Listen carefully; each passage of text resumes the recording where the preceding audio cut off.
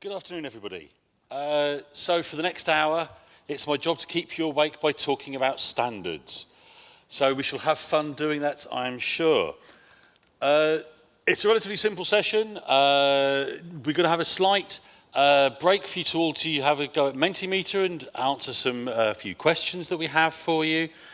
Then Emmeric's going to take the stage remotely. Recording in progress. And tell you a little bit about standardization from the perspective of CEN and the TC352 committee that he's the chair of. And then I'm going to take you along looking at harmonized test methods that are being developed through the OECD process. And at the end, we'll have some time for a little bit of some questions. But for now, the first thing to do, we have a very short Mentimeter survey. You can start filling this in. I shall stand out the way of everybody so you can hopefully capture the QR code. Or if you just go to menti.com and use the code that's displayed there, you should get onto the survey. You don't have to wait for me to flick through the slides. You can just start answering these questions yourself. Hopefully the questions are all self-explanatory. And we'll come back to these answers in a little while. And it's really just to get to know the audience a little bit, where you're coming from, what sort of your knowledge base is of various standards and test guidelines. So hopefully everyone's accessed the Mentimeter. Anyone having problems accessing the Mentimeter? No, excellent. So in which case then I'd like to move on very swiftly and I'll ask them to switch over to Emmeric. And Emmeric, if you could just give us a nice introduction through the CEN and to standards. Okay, do you hear me? Yeah, clearly? Thanks. So, first of all, thank you for giving me the opportunity to discuss a little bit about standardization, notably as regard to nanotechnology, which I am the chair of the committee. And I don't know if you can see my screen. So if yes, I can move forward on the presentation, aiming to how to do this, aiming to discuss a little bit on firstly on standardization, for what and whom, and then on the 352 nanotechnology structure. Then I will try to speak briefly on CEN technical committee producing standards and technical specification versus OECD producing guidance document and technical guidelines, and showing how they are complementary.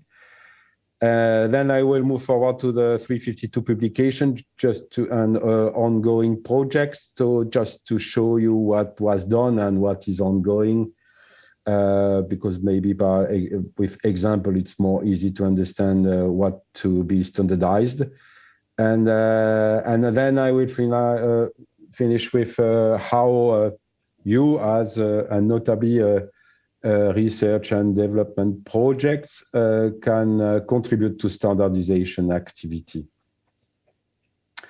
So for what?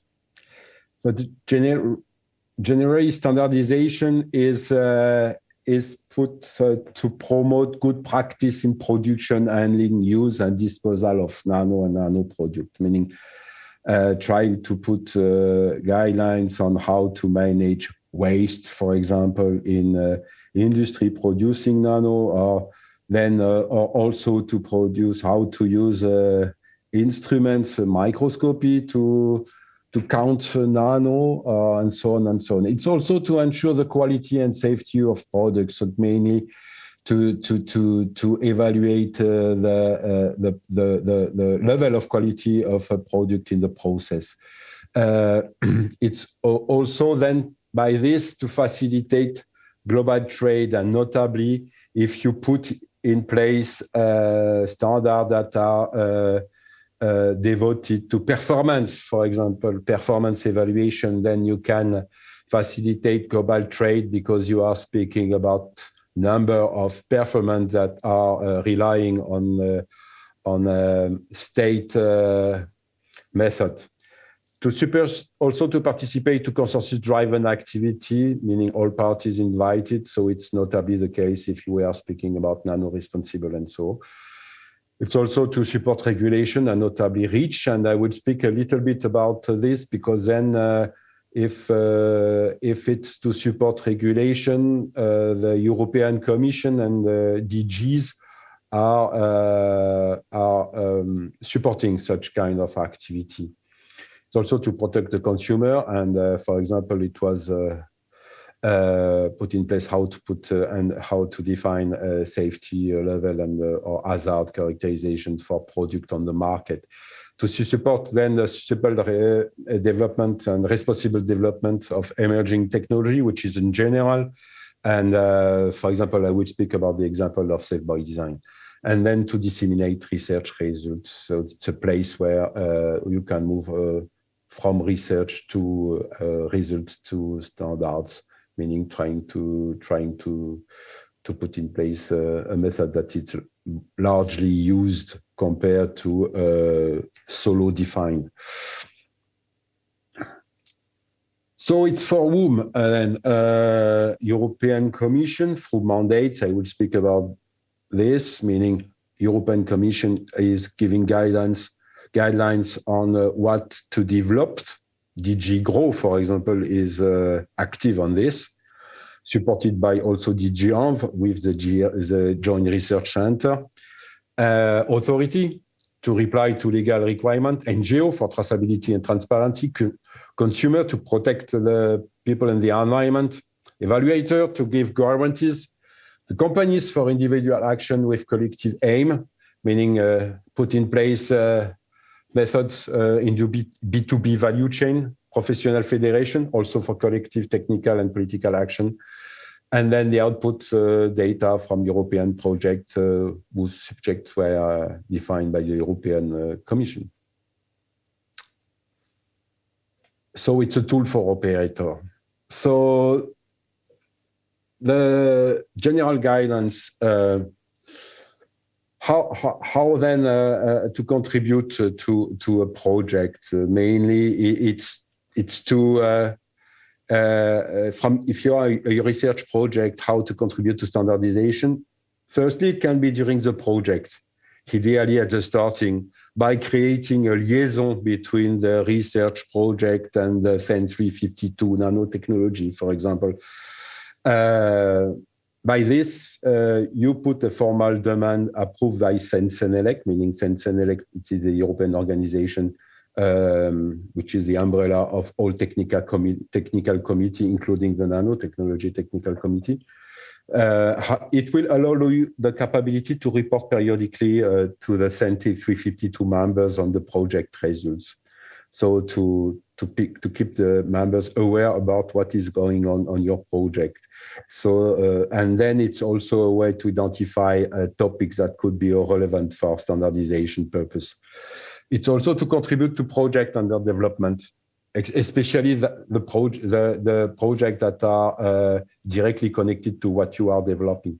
It's also to participate to the choice of new topic and standard, and it's a way to push your results, but without voting capability. And there is already several European projects that have built a liaison with SEN 352. During the project, you can also put in place standardization activity by promoting a SEN workshop agreement, which is a CWE. This process is not conducted under the 352 nanotechnology, so you can put in place in your project the development of a SEN workshop agreement on nano, but the SEN 352 is only asked to agree and eventually to contribute to this. The SEN workshop agreement outputs are, by the experience, rather technical report than technical specification or European norm. So it can be seen as a first stage document supporting further activity to be conducted in standardization bodies.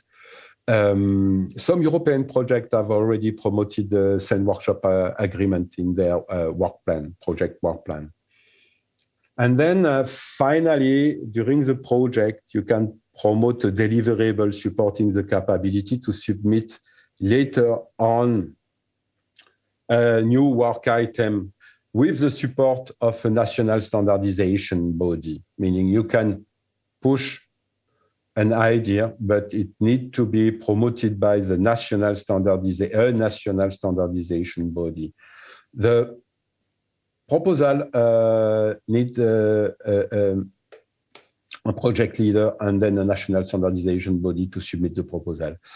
It needs to fulfill general requirements addressing the readiness for the standardization for a method or an instrument, meaning already known and accessible by a panel of users. Just before there was a presentation speaking about interlaboratory tests. You need to have the capability to conduct interlaboratory tests. So you need to have more than one prototype, let's say. So it's not one tool on one user. It's a tool shared by several entities and several users. With the capability to conduct interlaboratory tests during the development of the standard and answering a domain clearly defined, meaning you need to have a user that are ready to put in place the new method. And for SEN 52, it's also a specificity that you need to have demonstrated that the instrument or the parameter you are looking for is nano-specific. It requires also that at least not just one idea by someone, you need at least 5 countries, meaning 5 national standardization body agreeing to contribute and nominating experts ready to contribute. It requires also that none of the main national standardization body key players disagree on this development. Therefore, the process needs that all actors involved in the research project are also actors in the standardization body, meaning it's a group of people from the projects that need to come back to their national standardization body and claim that it is important to support this and to nominate experts to work on this. Several results of European projects were already transferred to the 352 European Committee, as well as, sorry, there is a kind of mistake. It's ISO TC 229 and not ES, it's ISO TC 229, which is the equivalent at the international level of the nanotechnology European Committee. So then if you do like this, you can enter to the SEN Technical Committee 352 for the development of a new standard. So this technical committee is composed of, formally it was 4 groups, working group. And today there is only 3 working groups. So working group 1 devoted to measurement characterization and performance evaluation. Inside we will speak about measurements, measurement techniques, sampling, functionality, quality control, and performance evaluation. Before there was a working group 2 on commercial and other stakeholders aspects. Inside there was activities on traceability and sustainability as well, and on safe by design. The traceability and sustainability is now in the working group 1, and the safe by design is in the working group 3, where we are speaking about health, safety, and environmental aspect. So inside there is industrial safety, life cycle assessment, hazard, and then safe by design activity. And then there is a working group 3, which is really devoted to something very specific, which is a manufactured nano object in food additives, where inside there is a development of the standards technical specification aiming to quantify nano object in food additives.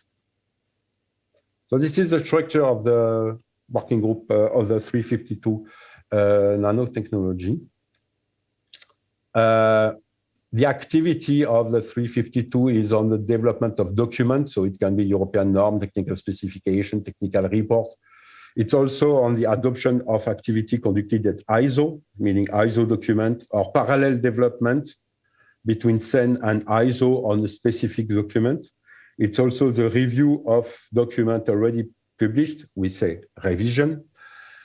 It's also the to study the opportunity of new standardization topics, notably based on liaison engaged with others, standardization committee, with NGOs, with industry representatives, with EU DGs, EU agencies, and research program. This production, meaning the activity, is, from my understanding, let's say, but I will let Sean confirming or not.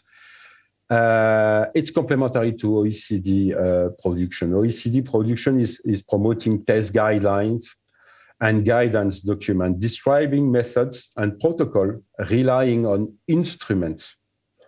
While in CEN, we are developing technical specification on the way to use the instrument itself. OECD is also promoting assess and reference material, while at the CEN 352, we are promoting tests on commercial products. This is, in practice, it's a little bit more complicated, but basically, this is a difference and the complementarity between OECD activity and standardization activity, whatever it is in ISO or in CEN. The members of the CEN 352, but it's generally for any technical committee, are composed of national standardization body. So for France, it's AFNOR. For Spain, it's UNI, and so on and so on. BSI for UK, DIN for Germany. So it's national standardization body, having nominated experts to be members in the CEN 352. It's also EU representative, DGs, DG GROW, DG ENV, DG Research and Innovation. It's also agencies such as REACH. It's also NGO representative, for example, ECOS, industry representative, for example, BSF or NIA. It's also invited entity without voting rights. It is a case of research and development project representative, those having put in place liaison with the CEN 352. And activity there is promoted by their member. So you need to be supported by a national standardization body, agreeing their members and conducted by contributors nominated by the members. So to contribute to the 352, that means that you need to be registered by your national standardization body. So if you want to go to the CEN 352 nanotechnology, you have to first take a contact and contact your national standardization body. So today in the 352 nanotechnology, there is several countries, so national standardization body. So there is Portugal is there and largely represented. You see also the interested parties that have that are registered. So CENELEC, ANEC, European Commission, the GSE, ETEREMA, ISO expert, Ceramuni, and IMA Europe and NIA. There is European projects such as NanoFabNet, ZeroCat 3D, and Empire, but now it has ended, but Empire NP-sized project was there. And there is a liaison officer with several other technical committees. The 137, for example, is devoted to health and safety, environment, so the workplace. So what we have published, example, we have published guidance on measurement for characterize 9O objects and materials that contain them. It's a compendium of measurements and associated measurement techniques. Also guidance on life cycle assessment, and it's mainly the revision of the ISO standard on life cycle assessment for the nano specificity. Guidance on the detection and identification of nano objects in complex matrices. So it's detect and identify, it's not quantify. It's also guidelines on the protocol for explosibility and flammability, taken into account the nanoscale. Guidance for the management and disposal of waste from the manufacturing and processing of manufactured nano objects. So it's a compendium of good practices to handle and manage the waste of producer of nanomaterial, basically. It's also a technical specification on how to conduct nano and micro scratch testing on surfaces. And then, so it was the example of the last published document. Then we have also only developed by the CEN, because we are also publishing development guide, technical specification produced by ISO. So what is going on? There is a guidance for the characterization of nano-object containing additive in food products. A guidance on the determination of agglomeration, interesting because it's really devoted to reach. A determination of aggregation and agglomeration state of nano-object. A quick start guide for deploying a relevant nano health and safety risk management at the workplace. One of the safe by design concept dedicated for nanoscale material and product containing nanomaterial.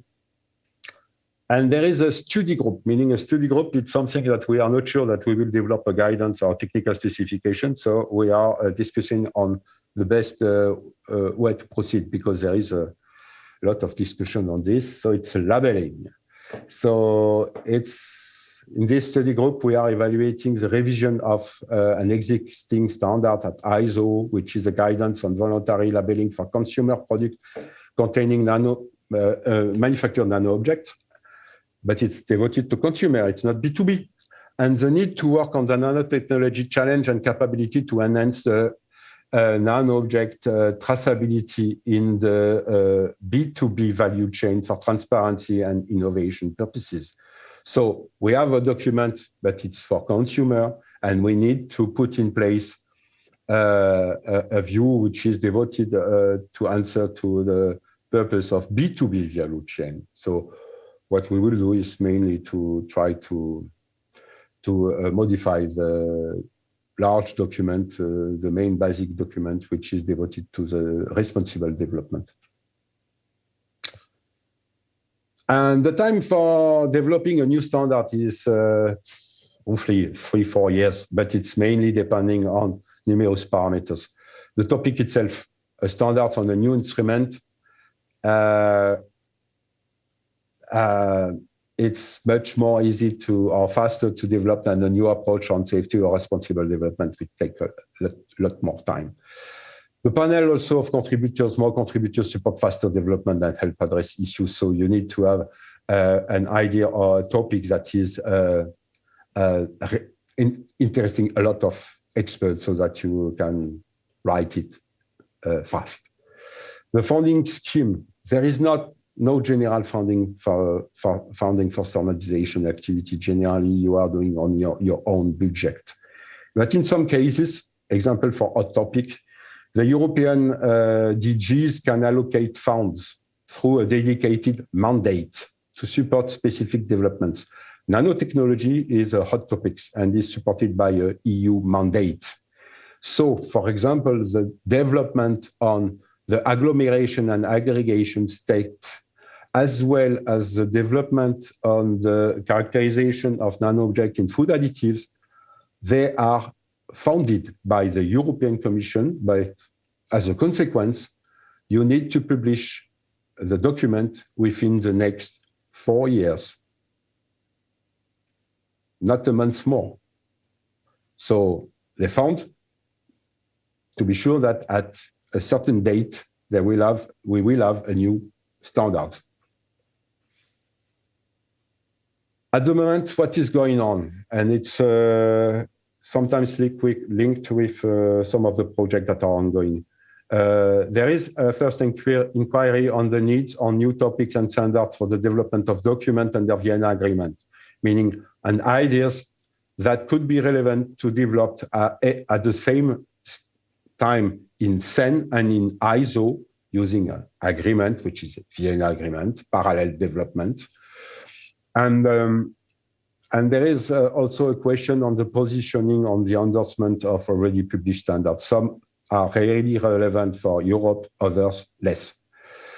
And there is a question on the contribution of national standardization body on the ISO draft standard under development. There is a second inquiry on the need on new topics devoted to performance evaluation of nanotechnology for a better claim statement in B2B and B2C. At the moment, if you look at the production in the 352, most of the case, and exclusively, it is devoted to characterization, metrology characterization.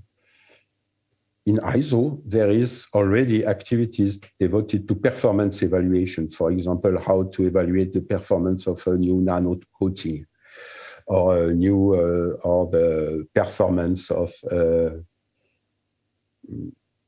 a claim, for example, of a claim as UV barriers for titanium dioxide.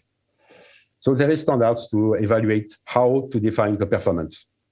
At the moment, we don't have this in Europe, and the question is, do we need this? Do we need to develop standards on the performance evaluation, as well as do we need to develop standards on the quality insurance and quality control? Meaning in the B2B, for example, value chain, do we need quality insurance and quality control standards for the case of nano? So this is the last two inquiries that are already on progress in the 352 that will end in the months, and will be discussed in the next meeting in October, that will be in France. And then we will probably develop new standards based on the results.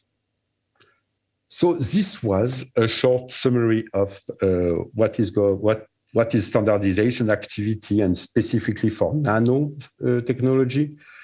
If you want more information, do not, and notably if you want to have more information on the way to connect your project with standardization committee, please ask Patrice Conner from AFNOR.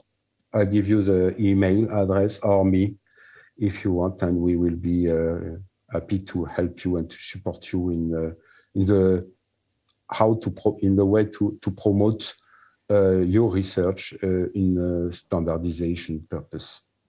Thanks a lot.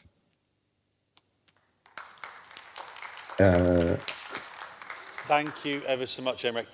I think if we're really quick, I think we've got time for one or two questions if they're short, specifically around standards to Aymeric, whilst we still have him online. If anybody has any questions. So from Gunther. Ah. Long time no see, yeah. Pity it's from a distance. I just jumped in quite late, but you triggered me. You say it was like a question. Do we need to have quality control standards? I would say, like from my past of experience, quality standards are always very important. But how you're going to manage this when you talk about different nanomaterials, different nanoproductions? That's quite difficult to suddenly make a more generic one standard. I would see different standards. Exactly. You are right. And for example, if you look at the metrology itself, we have numerous standards. One for graphene, one for carbon nanotubes, one other for titanium oxide, and so on and so on. So for sure, if we look, we will need specific standards for specific products if we want to control the quality. The question is also, do we need a guidance document trying to at least define what kind of parameters that need to be addressed in the quality control value chain or the quality insurance value chain? What do we need to report and then to monitor it And for example, the question was really the case, meaning, do we need to make the characterization of the product, or do we need to demonstrate the absence that the pollutant or that a parameter that would degrade the quality is not there? Meaning, do we need to make a precise quantification of what we are producing, or do we need to show that there is not any poison in the product? And this is a good question, because it's in one case it could be really nano-specific, in another case less. Okay, thank you ever so much then, Emmerich.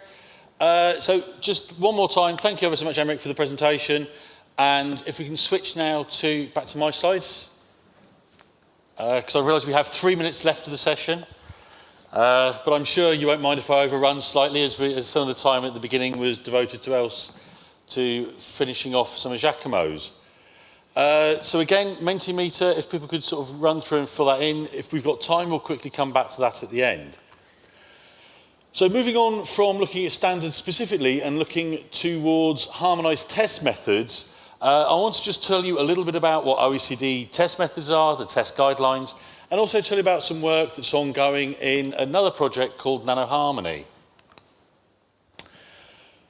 So a lot of projects have developed SOPs. We can see this in a lot of the European projects, such as Patrols or NanoReg or RISC-GON. And the question is, why is there a need to harmonise these further? Now, from the scientist's point of view, there's a lot of advantages to using harmonised test methods. It allows you to get your papers more highly cited. It allows you to produce regulatory useful science. So that's science that's not just interesting, but science that can be used by companies to comply with a regulatory framework. The advantages of getting involved in the development, of course, are you can develop a new network, new opportunities can be created, and certainly for the younger scientists, it's valuable experience and allows them to actually maybe find jobs in industry or risk assessment after they've finished their studies. So we've heard a lot about the standards already, and so I won't dwell too much, but obviously there's different standardisation bodies at different levels. We have national standardisation bodies, we have European level standardisation bodies such as CEN, and then global standards bodies such as ISO. The difference though between, for example, standards that are developed by ISO and the OECD are ISOs are very much more market driven by a market need. The developing standards take usually round about 3 years, and when the standard is developed and published, you then pay a fee to actually access those standards. For OECD, they're not market driven, they're regulatory driven. They're driven by a specific regulatory need. They are in some ways more government driven, they are industry driven, and developing a test guideline usually takes about 5 years, but can take anywhere up to 8 or 10 years even. And OECD test guidelines are freely and publicly available. There are some other differences that we'll probably come on to as we go through. So OECD, we've all heard about the OECD, I'm sure. So what is the OECD doing? It's obviously an intergovernmental organisation. It has 38 member countries and representation from the European Commission as well. Via BIAC, which is the Business and Industry Advisory Committee, it also has industry representation. It brings on board various NGOs, some from animal welfare, some from the green NGOs. It has other partners, so countries that aren't OECD countries but are participating in OECD activities, and brings together various other international organisations. Why OECD? Well, the main reason really, as far as the regulations goes, is this idea of tested once, accepted everywhere. So there's a principle which is called MAD, the Mutual Acceptance of Data, which is legally binding on OECD member countries, which means if you perform a test in an OECD country using an OECD test guideline, the data that you produce for your regulatory dossier, you can reuse that data in any other OECD country. And obviously that's good for industry because it means that you have a single quality standard that can be applied to test your chemical substances. And it also means that you're not paying for that test to be done a second time in another country. It's obviously good for things like, for example, the 3 R's as well, because it reduces the use of animals. So at the OECD level, there's different types of OECD documents. You can have test guidelines, which are the harmonized test methods for chemical safety assessment, and they form part of the mutual acceptance of data. You have validation reports, which gives you some more details upon the interlaboratory comparisons. You have guidance documents, which are not actually covered by the mutual acceptance of data, but are used often to provide new test methods or provide technical guidance for how you implement a test guideline. And then you have scoping reviews and documents, which provide an overview of the latest science and help to set future priorities. So for the OECD, the test guidelines are either covering physical chemical properties or ecotoxicity, environmental fate, human health, and pesticides. So the validation reports accompanies the test guidelines at the end as supporting information. So it tells you how round-robin testing was performed. It just gives you a description of the round-robin testing that was undertaken. And as far as the guidance documents and scoping reviews done, these are done, there's a series on the safety of manufactured nanomaterials at OECD, which you can follow. So a test guideline goes through various phases of development. And inside the NanoHarmony project, we've identified these as from phase 0, which is the initial idea of there might be a test guideline that's required, through to the project proposal, which is where that is actually formally proposed to be taken up by the OECD. Technical development, which is when you go through the series of round-robin tests to prove that that test guideline can be utilised and used in different laboratories. Onto the commenting and approval, which is when it's finally commented upon by experts and then finally approved and accepted by the OECD. And then into what we call phase 4, which is actually the use of OECD test guidelines. Scientific input is necessary at all stages, as is the engagement with the various national coordinators. The idea as well is that there is a feedback process, that at the end, when the test guidelines are being used, there should be a feedback back into, is there any adaptations needed? So as we'll come on and see, a lot of the adaptations that are being undertaken at the minute are around test guidelines to make them more nanospecific, to cover the sort of specificity of nanomaterials. And obviously, as we said, science is involved at every stage, as are regulators, risk assessors, industry, and importantly, the CROs as well. So I will quickly run through these slides because I realise that we are running quite behind schedule. So phase 0 is really looking to see where identifying where the regulatory needs are and where there is scientific background that allows those regulatory needs to be met. And at this stage, you'll start looking to see about the alignment with other OECD test guidelines, whether there's a pre-screening of regulatory needs, where the key issues are, and also where people can actually find the financial support to help develop the test guideline. And obviously from the projects, it's really much identifying where there are relevant SOPs that can be adapted, where are the data gaps and where are the data requirements, and then looking to move this forward into the actual documentation. Because as you'll appreciate, the OECD process actually is very document heavy. It's a very standardized process. Each new test guideline will have a lead country that will take it through the whole process, and they'll be supported by the research institutions and by the experts. So phase 1, you enter the more formal project proposal process, where there is a clear and detailed standard project submission form which has to be filled in, which gives the scope of the project, what the purpose of that test guideline will be, how it will be used, where there are limitations, making sure that people are addressing animal welfare issues, understanding whether the science is mature enough to actually be used, and where there is a scientific and regulatory acceptance, so that the scientists can say this is a good test guideline, and also regulators can say yes, this actually meets a regulatory need. The project proposals are decided by the OECD member countries and the MAD adherents because they respond to regulatory needs. So as I said, the big difference between OECD test guidelines and, for example, standards are that OECD test guidelines are really driven by regulatory need. At phase 2, the technical development, is where you start looking at the scientific acceptance of the work that's being proposed. So making sure that there is clarity in the experimental data, the applicability of the domain being covered, transparency in the way the protocol works, making sure that there's characterization of the test system, that data interpretation is clear, and that there's a fit-for-purpose validation, and also that data is available and in the public domain and therefore can be accessed. There needs to be a lot of discussion between method developers and also the regulators, and really it's about involving all of the stakeholders to solve all of the issues that start to arise. And so one of the key points for OECD is that any new test guideline should enable the government or a regulator to make a clear decision. If we use this test, is this something that will tell us something that will allow us to make a decision on whether a material should be allowed through a regulation or not?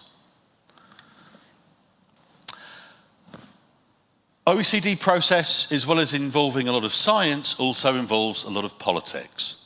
So it's a political process as well as a scientific process.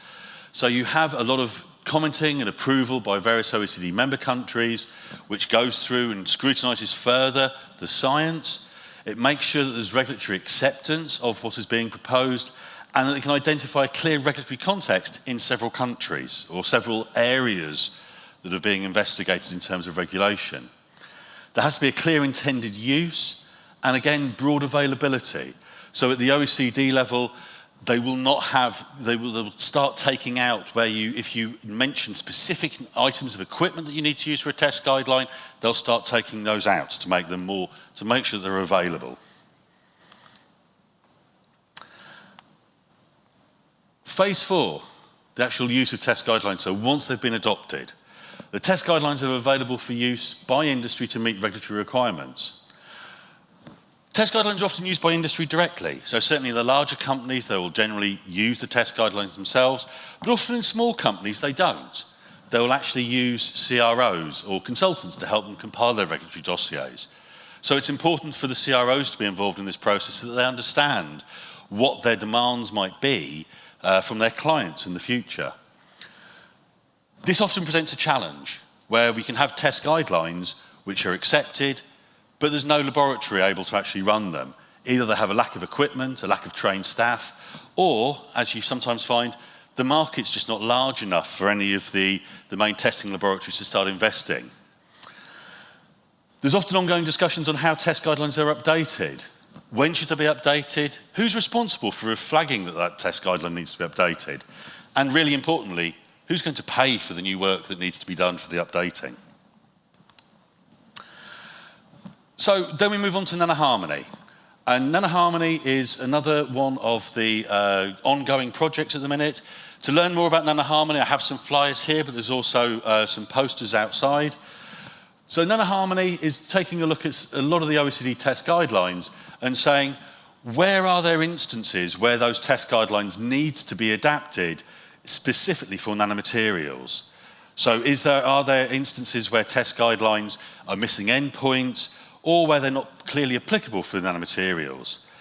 Whether some of the experiments are difficult to perform or understand, or indeed when new equipment is needed. There's a really important exchange that happens within the project between all international stakeholders. So we're talking to scientists, we're talking to industry, regulators, CROs, and also trying to include SMEs in this as well, to make sure that, because the nanotechnology sector is still a maturing sector, so there's still a lot of small companies actually producing new materials, and these need to get through regulation. Inside the project, we're working on a number of ongoing test guidelines that are being developed, from physical chemical test guidelines through to the effects of biotic systems, environmental fate and behavior, and health effects. And just quickly to say, some of these test guidelines have already been completed. Some are being worked upon directly inside NanoHarmony. Some are being worked upon in Gov4Nano. And these projects are part of what you've probably already heard referred to as the Malta Initiative. So this is where the European Commission agreed to support some of the projects that were going to update test guidelines and make them nanospecific. So NanoHarmony itself, we're looking to develop the OECD test guidelines. to create a network that allows us to interact with all the relevant stakeholders and to develop a better structure to translate science into test methods used in regulation and to try and make it more efficient and indeed quicker if we can. It involves a lot of EU partners, but also brings in about 18 international associated partners, so from Asia, from the US as well. Because again, with the OECD test guidelines, it's not just Europe, it's obviously all OECD countries. We aim to try and support the streamlining of the development process of OECD test guidelines. Some of the test guidelines have taken 10 years to bring through that process, and it'd be nice if we could streamline that quicker to make sure that the test guidelines are available so that industry can be regulatory compliant quicker. We've been holding regular online workshops to try and encourage stakeholder engagement, to understand what's happening with the current test guidelines, where are the future test guideline needs. We want to bring together all the collaborators that are involved in the different areas of OECD. So looking at exposure, risk assessment, nanomaterials, advanced materials, etc. And we're going out and speaking to the scientists, the regulators, industry, and all of the national OECD representatives. We're aiming to provide better guidance to test guideline developers. One of the challenges you have is that most people will go through a test guideline and develop it once. And all the learning they've got to do to figure out how they get through that process, they do it once and they never do it again. So what we want to do is to capture some of that best practice and actually create better guidance so that people can have a faster and smoother translation from their test methods into test guidelines. We want to indeed capture the lessons that have been learned through interviews, surveys, webinars and workshops, and actually give them ideas of how new test guidelines can be introduced quicker. So for example, looking to see where people in the past have found where there's been barriers and identifying how those barriers can be addressed. We're providing training on OECD test guideline development. So we want to better prepare scientists who are working in some of the ongoing projects to actually say, have you got methods that can be adapted into test guidelines, and actually providing help and support for that. So if anyone's in a European project, if you want, and you're working on test guidelines, come along. We're happy to come along to people, come to project meetings and actually tell you how you can get involved and what the processes are. The eventual outcome will be a white paper, which will produce recommendations on how to streamline the process of test guideline development and identify what the future needs are in test guidelines, where we need newer updated test guidelines. And again, using those learning lessons as well that we're learning through nanomaterials and applying them more broadly to other advanced materials.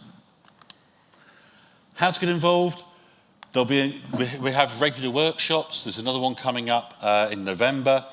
You can comment on the individual test guidelines that are being developed. So we have a range of posters you can access on the NanoHarmony website, one for each of the test guidelines. You can go through, add your comments onto the individual test guidelines. We'll be announcing some new series of webinars. We hold 4 to 5 webinars a year, normally on different topics around test guidelines, and also obviously register to the newsletter.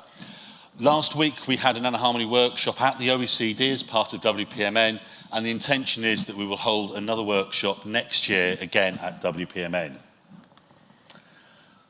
We've provided some links here for further information about the OECD Test Guideline Programme, various other parts being covered by OECD, ECFAM, also for NanoHarmony, and a link to our webinars, which will be available on the slides.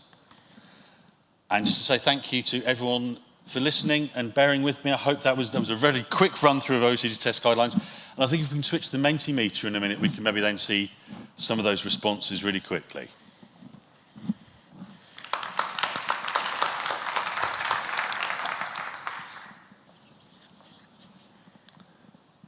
So do you want to?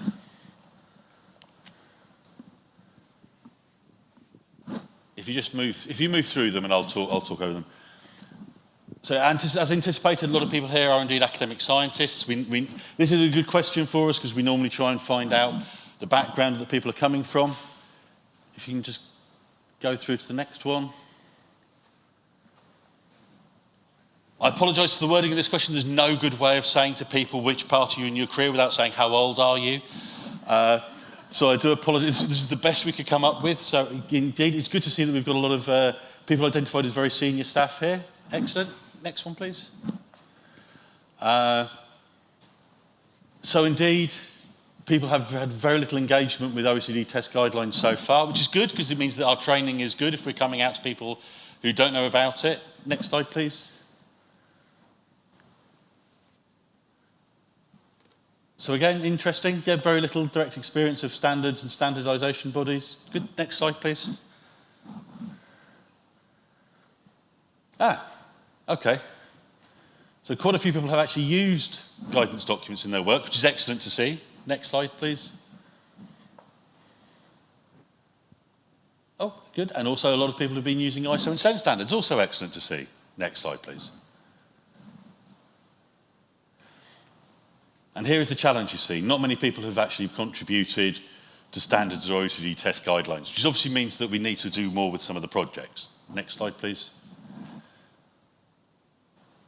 And nearly half the audience are working in projects that are contributing towards standards and test guidelines. So you maybe see the challenge here, that lots of the projects have indeed in their scope that you should be contributing towards standards and test guidelines, but very few people have the expertise of doing so. Next slide, please. And any questions? Do you think it's possible to optimise the effort in preparing SPSF when different project initiatives are working on adaptation, optimisation of the same techniques? If yes, how? Oh, that's a very challenging question. It is very difficult to optimise the way that you can prepare for an SPSF. They are very, obviously each of them is very different, but obviously part of it is understanding the process. And part of it is trying to get that actual process across.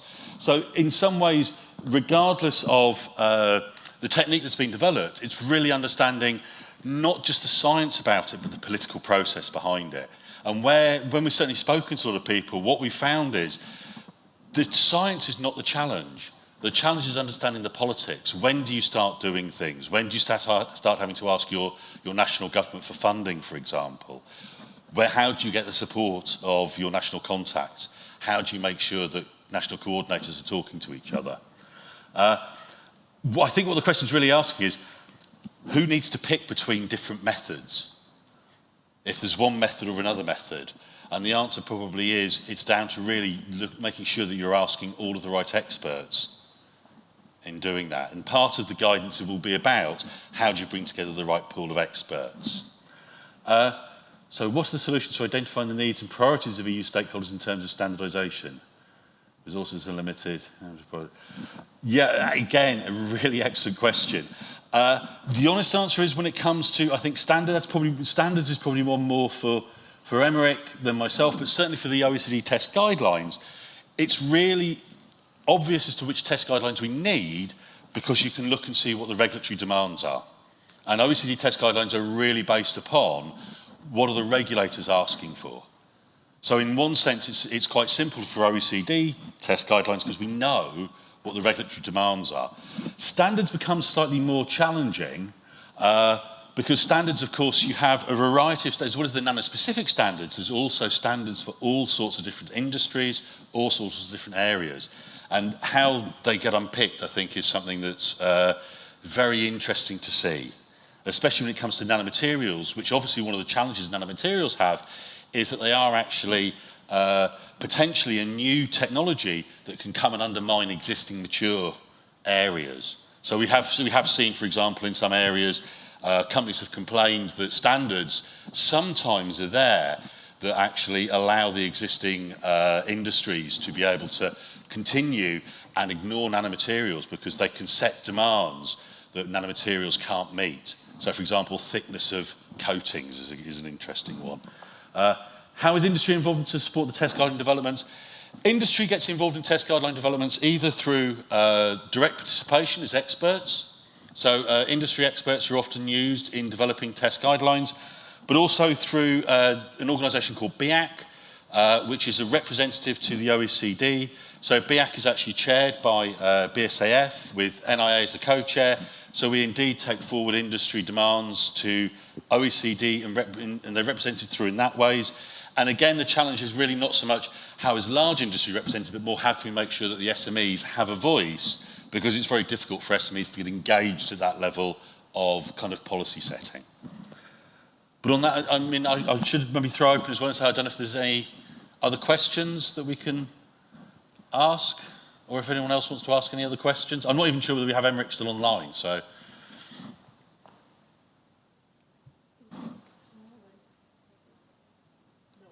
If not, then no, then thank you ever so much. Apologies. I think we've kept within our hour, even though we were slightly late. But I apologise for that, and hopefully we can bring it back on track later. Thank you.